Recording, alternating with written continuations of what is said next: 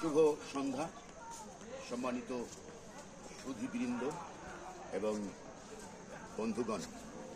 আমি এখন উপস্থিত আছি কাশিয়ানী রেল জংশন।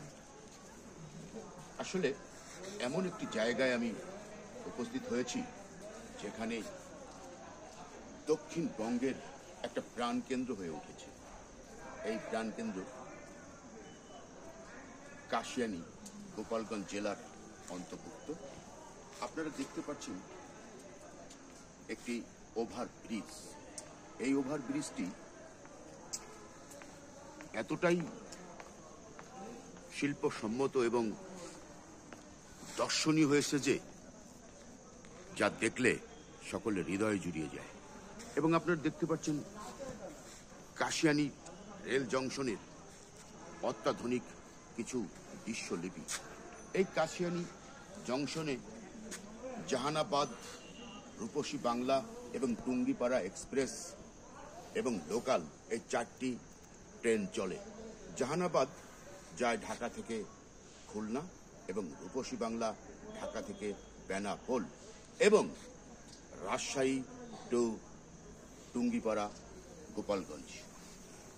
সুপ্রিয় দর্শক মণ্ডলী, আপনারা এতটাই রেল যোগাযোগ ব্যবস্থা উন্নত এবং সাশ্রয়ী যা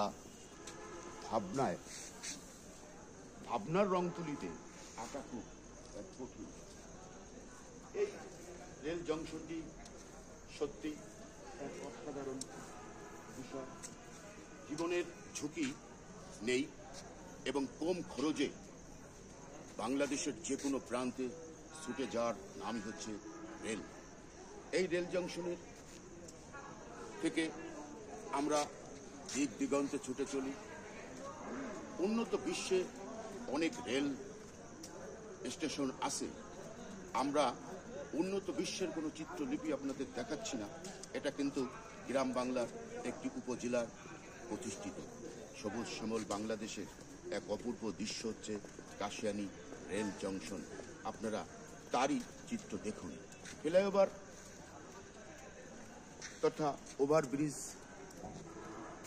পরিদর্শন করতে আসে আমাদের দেশের অনেক মানুষ। আর সুদূরেই দেখতে পাচ্ছেন লাল বাতি জ্বলছে।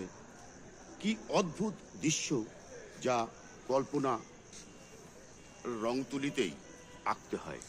সুপ্রিয় সুধীবৃন্দ, ভালো লাগে তাই বারবার ছুটে আসি এই রেল জংশনে, কারণ আমরা গায়ের ছেলে।